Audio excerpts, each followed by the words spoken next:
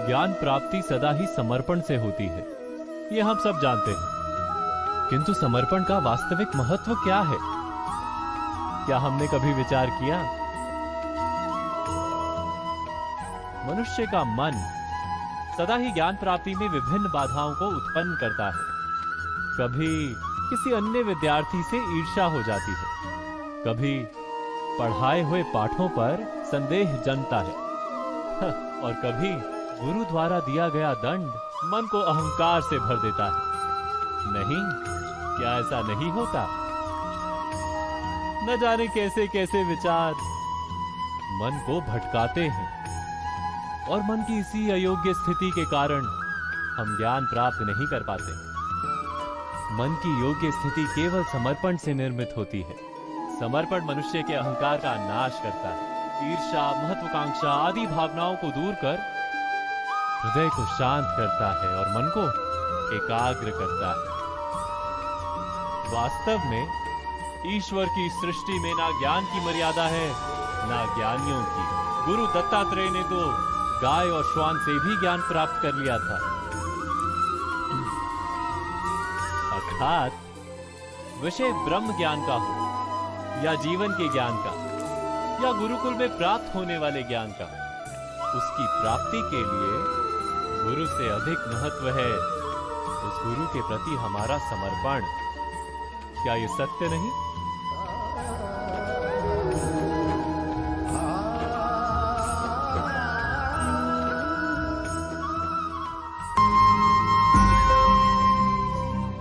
प्रत्येक मनुष्य के जीवन में ऐसा क्षण अवश्य आता है जब सारे स्वप्न, सारी आशाएं, सारे दृश्य ध्वस्त हो जाते हैं। जीवन के सारे आयोजन ही बिखर जाते हैं।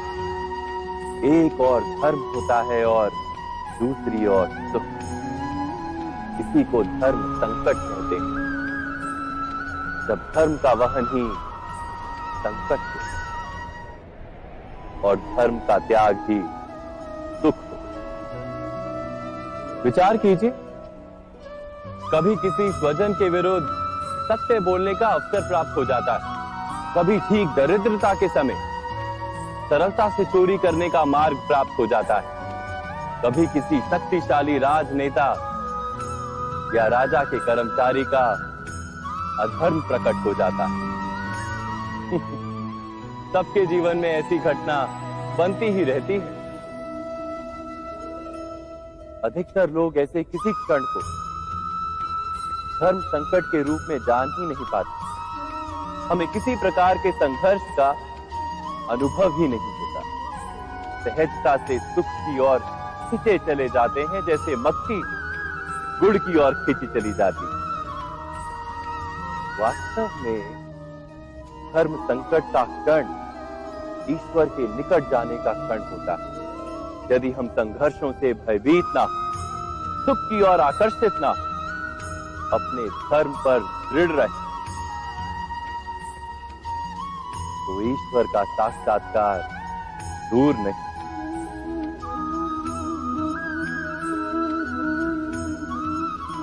पवन से युद्ध करने वाला पत्ता यदि पेड़ से गिरता है तो भी आकाश की ओर उठता है।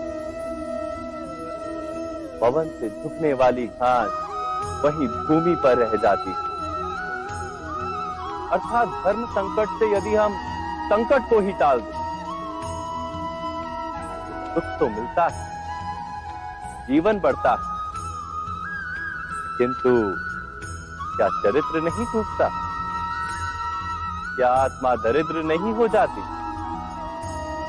क्या ईश्वर से अंतर नहीं हो जाता?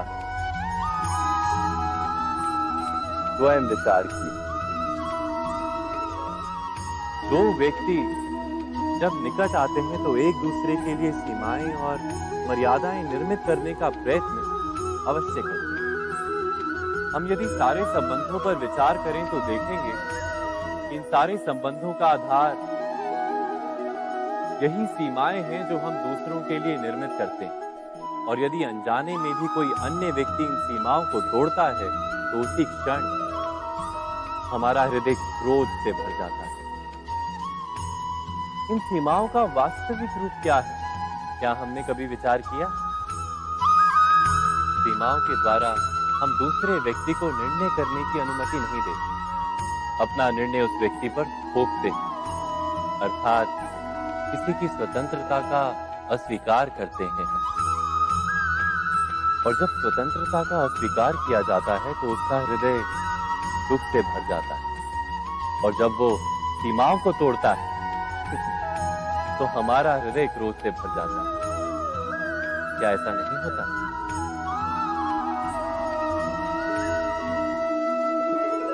पर यदि एक दूसरे की स्वतंत्रता का सम्मान किया जाए तो किसी मर्यादाओं या सीमाओं की आवश्यकता ही नहीं होती। अर्थात जिस प्रकार स्वीकार किसी संबंध का देह है, क्या वैसे ही स्वतंत्रता किसी संबंध की आत्मा नहीं? स्वयं विचार कीजिए। सबके जीवन में ऐसा प्रसंग अवश्य आता है कि सत्य कहने का निश्चय होता है हृदय में, किंतु मुख से सत्य निकल नहीं पाता। कोई भय मन को घेर लेता है। किसी घटना अथवा प्रसंग के बारे में बात करना या फिर स्वयं से कोई भूल हो जाए उसके बारे में कुछ बोलना, क्या ये सत्य है? नहीं, ये तो केवल तथ्य है। अर्थात जैसा हुआ था वैसा केवल बोल देना सामान्य सी बात है। किंतु कभी कभी उस तथ्य को बोलते हुए भी भय लगता है। कदाचित किसी दूसरे की भावनाओं का विचार आता है मन, दूसरे को दुख होगा ये भय भी शब्दों को रोकता है। तो ये सत्य क्या है? क्या हमने कभी विचार किया है? जब भय रहते हुए भी कोई तथ्य बोलता है तो वो सत्य कहलाता है। वास्तव में सत्य कुछ और नहीं, केवल निर्भयता का दूसरा नाम है। और निर्भय होने का कोई समय नहीं होता, क्योंकि निर्भयता आत्मा का स्वभाव है। अर्थात क्या प्रत्येक क्षण सत्य बोलने का क्षण नहीं होता?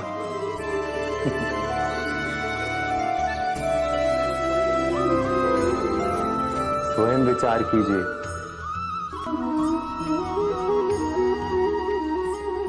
श्रेष्ठता का क्या अर्थ है? श्रेष्ठता का अर्थ है दूसरों से अधिक ज्ञान प्राप्त करना। अर्थात मूल्य इस बात का नहीं कि स्वयं कितना ज्ञान प्राप्त किया, मूल्य इस बात का है कि प्राप्त किया हुआ ज्ञान अन्य लोगों से कितना अधिक है।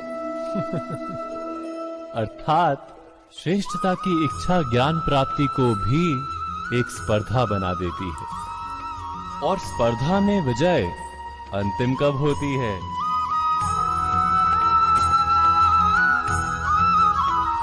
कुछ समय के लिए तो श्रेष्ठ बना जा सकता है, किंतु सदा के लिए कोई श्रेष्ठ नहीं रह पाता।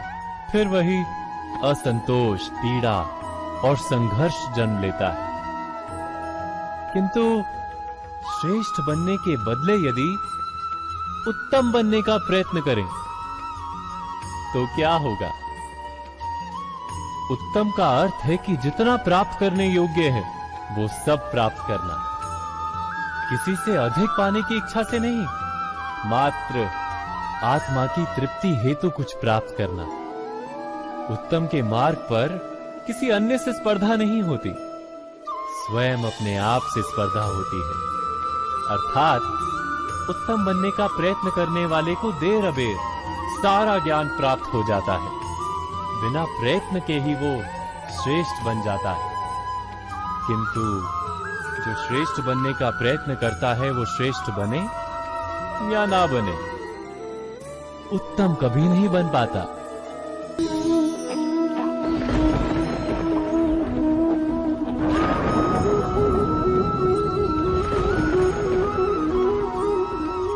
सपनों और पूर्वाभासों के आधार पर हम भविष्य के सुख दुख की कल्पना करते हैं। भविष्य के दुख का कारण दूर करने के लिए हम आज योजना बनाते हैं। किंतु कल के संकट को आज निर्मूल करने से हमें लाभ मिलता है या हानि पहुंचती है? ये प्रश्न हम कभी नहीं करते।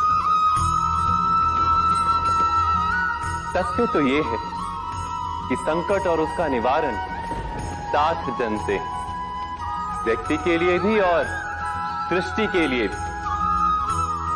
नहीं, आप अपने भूतकाल का स्मरण कीजिए, इतिहास को देखिए। आप तुरंत ही ये जान पाएंगे कि जब जब संकट आता है तब तब उसका निवारण करने वाली शक्ति भी जन्म लेती है। यही तो जगत का चलन है। वस्तुतः संकट ही शक्ति के जन्म का कारण है। प्रत्येक व्यक्ति जब संकट से निकलता है तो एक पद आगे बढ़ा होता है, अधिक चमकता है, आत्मविश्वास से अधिक भरा होता है, न केवल अपने लिए अपितु विश्व के लिए भी। क्या ये सत्य नहीं? वास्तव में संकट का जन्म है एक अवसर का जन्म, अपने आप को बदलने का अवसर, अपने विचारों को ऊंचाई पर करने का अवसर, अपनी आत्मा को बलवान और ज्ञान मंडित बनाने का अवसर। जो ये कर पाता है उसे कोई संकट नहीं होता, किंतु जो ये नहीं कर पाता वो तो स्वयं एक संकट है विश्व के लिए। विचार कीजिए।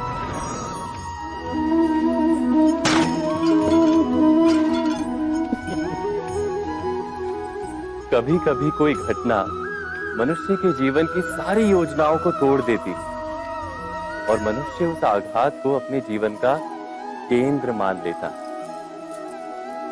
पर क्या भविष्य मनुष्य की योजनाओं के आधार पर निर्मित होते हैं?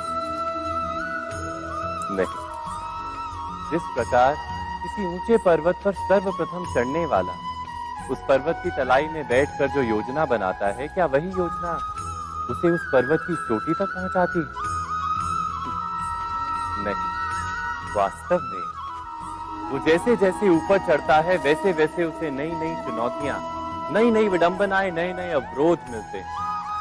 प्रत्येक पद पर वो अपने अगले पद का निर्णय करता है। प्रत्येक पद पर उसे अपनी योजनाओं को बदलना पड़ता है। कहीं पुरानी योजना उसे खाई में ना ढकेल दे। वो पर्वत को अपने योग्य नहीं बना पाता, केवल स्वयं को पर्वत के योग्य बना सकता है। क्या जीवन के साथ भी ऐसा ही नहीं? जब मनुष्य जीवन में किसी एक चुनौती को, एक अवरोध को अपने जीवन का केंद्र मान लेता है, अपने जीवन की गति को ही रोक देता है, तो वो अपने जीवन में सफल नहीं बन पाता और ना ही सुख और शांति प्राप्त कर पाता। अर्थात जीवन को अपने योग्य बनाने के बदले स्वयं अपने को जीवन के योग्य बनाना ही सफलता और सुख का एकमात्र मार्ग नहीं। स्वयं विचार कीजिए।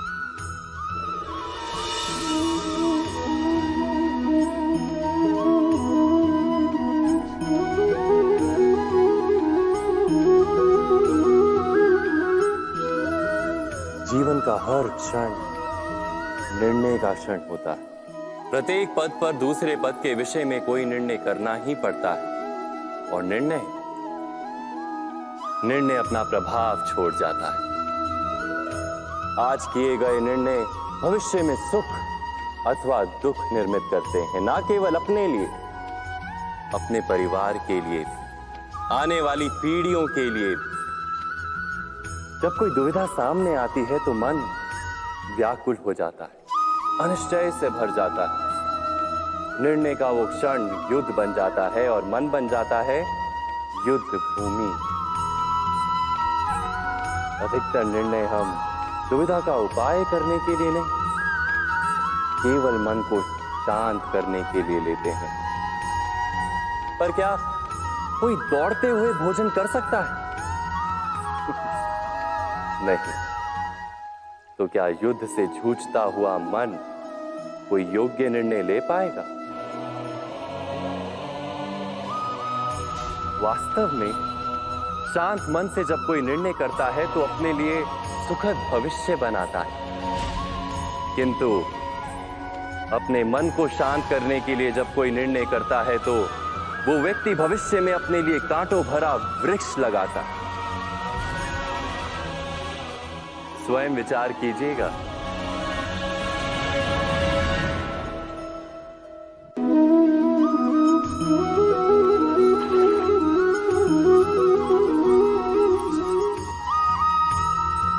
जीवन में आने वाले संघर्षों के लिए जब मनुष्य स्वयं को योग्य नहीं मानता, जब उसे अपने ही बल पर विश्वास नहीं रहता, तब वो सद्गुणों को त्याग कर दुर्गुणों को अपनाता है। वस्तुतः मनुष्य के जीवन में दुर्जनता जन्म ही तब लेती है जब उसके अंतर में आत्मविश्वास नहीं होता। आत्मविश्वास ही अच्छाई को धारण करता है। ये आत्मविश्वास है क्या?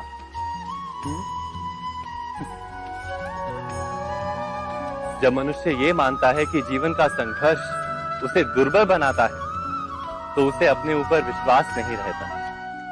वो संघर्ष के पार जाने के बदले संघर्ष से छूटने के उपाय ढूंढने लगता है।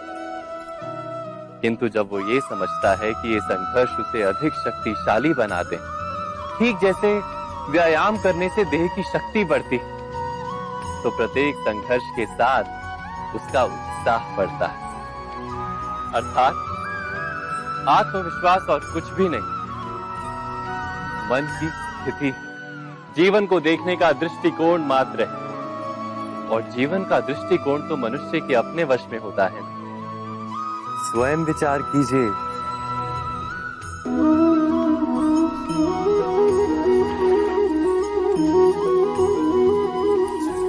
पिता सदा ही अपने संतान के सुख की कामना करते हैं, उनके भविष्य की चिंता करते रहते हैं।